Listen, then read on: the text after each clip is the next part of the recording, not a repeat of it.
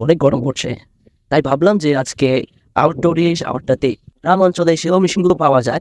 সেটা হচ্ছে ওই যে ধান ক্ষেতের মধ্যে ওই মেশিনগুলো দিয়ে পানি দেওয়া হয় আরকি। ওগুলোই খুঁজছিলাম। তো ওগুলো খুঁজতে একটা জিনিস চোখে পড়লো। সেটা হচ্ছে ময়লা পানি চোখে পড়লো আরকি। ময়লা পানি চোখে পড়ে একটা কথা মাথায় আসলো। যদিও এটা আমার কথা না, এটা হচ্ছে গুগলের সিইও সুন্দর পিচাইয়ের কথা।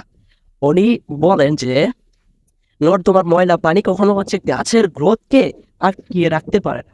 হ্যাঁ, নর্দমার ময়লা পানি কখনো গাছের গ্রোথকে আটকিয়ে রাখতে পারে না। গাছ কি করে? গাছ ওই নর্দমার ময়লা পানিতে থেকেও সে ফিল্টারিং করে তার জন্যে যে পানিটা অ্যাপ্লিকেবল সে ওই পানিটাই শোষণ করে এবং সে আস্তে, আস্তে বড় হয়। হ্যাঁ? তো এটা যদি আমরা আমাদের জীবনের সাথে রিলেট করি তাহলে মনে করেন আমাদের আশেপাশে অনেক ডার্টি থাকবে, অনেক ময়লা আবর্জনা থাকবে। এটা অস্বাভাবিক কিছু না। এটা থাকবেই। এখন আমাদের কাজ হচ্ছে আমরা যদি ফিল্টার হতে পারি, ফিল্টারের মতো করে হ্যাঁ, ফিল্টারিং করে যে ভালো জিনিসগুলো আছে, ওই ভালো জিনিসগুলোকে হচ্ছে কনজিউম করতে পারি, দেন হচ্ছে আমরা আরো এক লেভেল উপরে চলে যেতে পারবো। হ্যাঁ? তখন হচ্ছে এই যে খারাপ যে জিনিসগুলো সেগুলো একটুও আমাদের উপর প্রভাব বিস্তার করতে পারবে না যদি আমরা ফিল্টারের মতো করে কাজ করি। ফিল্টারিং করে আমাদের নিজেদের ভিতরে ভালো জিনিসগুলো যদি আমরা কনজিউম করতে পারি। হ্যাঁ? তো এই কথাটাই স্মরণে হলো।